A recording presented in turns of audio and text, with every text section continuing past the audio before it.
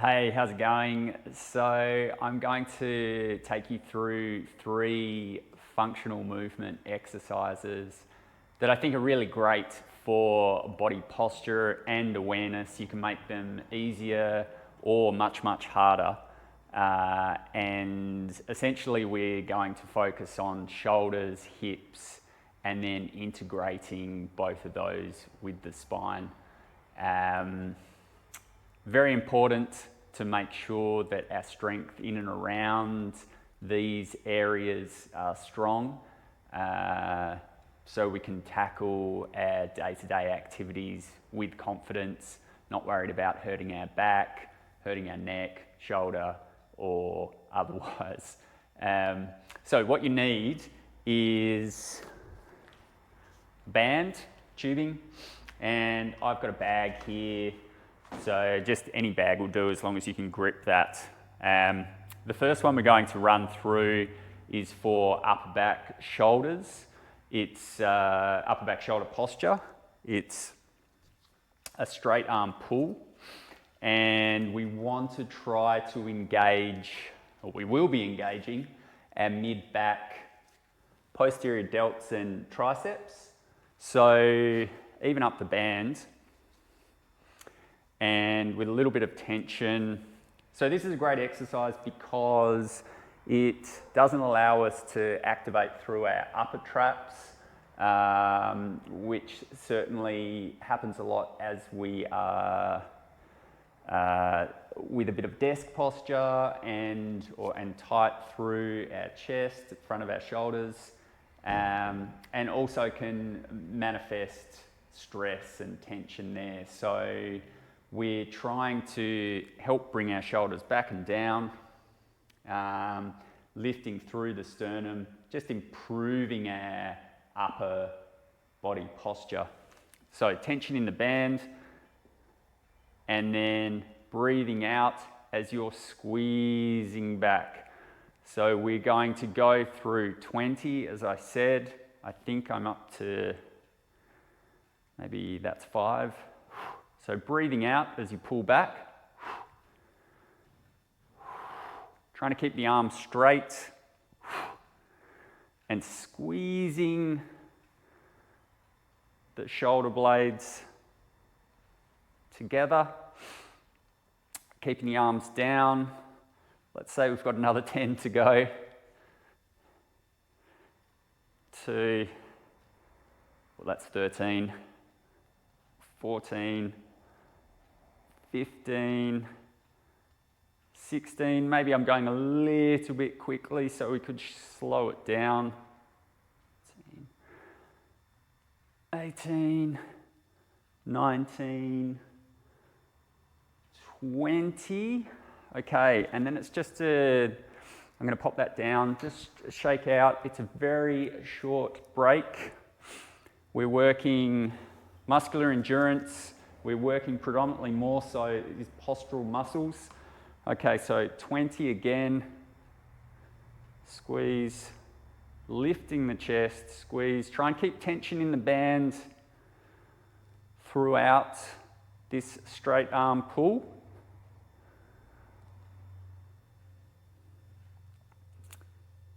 Okay. Focusing on squeezing the shoulder blades together. Should be feeling it through the back of the arms, the back of the shoulders, mid-back, what we call our lower trapezius. Okay, for another 5, 4, 3, 2, 1. All right, so that's the first one, upper back and shoulder. Of course, there are many other postural exercises you can do, but we're just running through 3, which are fantastic, really, in terms of body posture. That one for shoulders, mid-back. The next one I'm going to do is all about improving hip or glute activation. Your muscles, and also spine stability. So we're setting up with a step. So the step needs to be around about, let's say about 4 inches. And we're moving laterally onto the step. So it's a lateral step up. And we're engaging this. So I'll start here. I've got hold of the bag, stepping to the middle of the step, and a slight bend there. So this is about right for me. It's probably a little bit higher, maybe more like 4, 5, 6 inches. And from here, I'm taking weight into this leg on the step. I can feel this glute working. I'm sticking my backside back. I'm not rounding at the shoulders. I'm not letting this knee fall in. Tracking that knee over the top, second toe, reaching down. And, sorry, I should have mentioned, I want you to either balance against the wall or holding onto a bar like I am. And that'll make sense once I move from here. So just a demonstration first, we're going from there, flat back, straightening up, and then into a calf raise, back down. Touch the bag on the ground without rounding the shoulders, without letting the knee fall in. So we're going to go through 15 of these. 1, trying to push through and shift weight onto the leg that's on the step. Balancing by either holding a bar like I am or against the wall. Not rounding the shoulders, really try and keep the weight in the leg that's on the step. And we're working this hinge movement at the hip. For now, it's the left hip. And then when we get to the top, it's full extension, the ankle, the knee, and the hip. So we're working inner quads on the step leg, glutes, both to extend the hip and also abduct or away and rotate. I think maybe we'll do 2 more.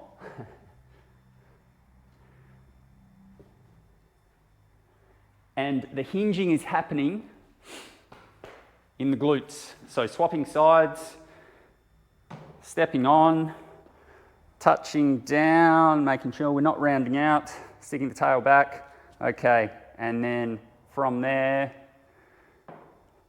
stepping up and extending through the ankle.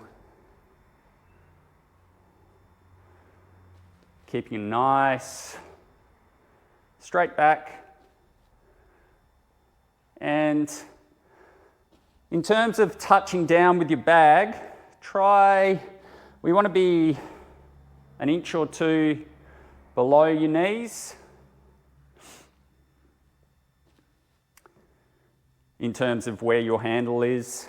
So then you can touch on the floor without creating excessive flexion at the hip or knee, and also stopping the likelihood of you rounding out through the shoulders. So we're back, hinging up, and then continuing the extension by pushing up through the big toe on the right leg. All right, I'm going to count the next set because I think I might have been off there a little bit. So here we go, we count for 15.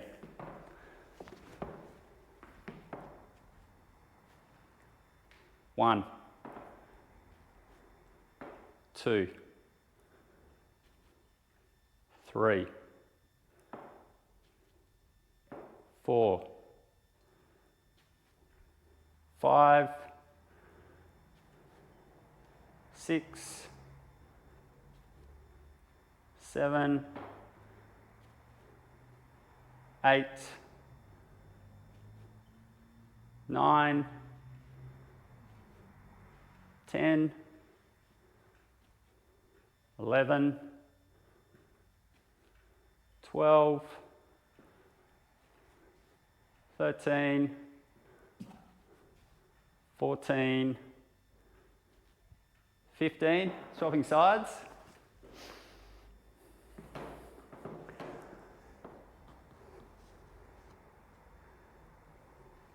One,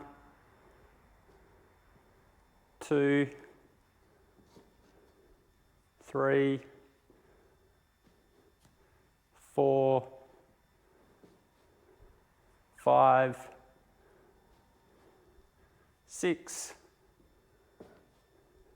7, 8, 9, 10, really extending at the top, 11, 12, not rounding the back, 13, 14, 15. All right. So that one's done.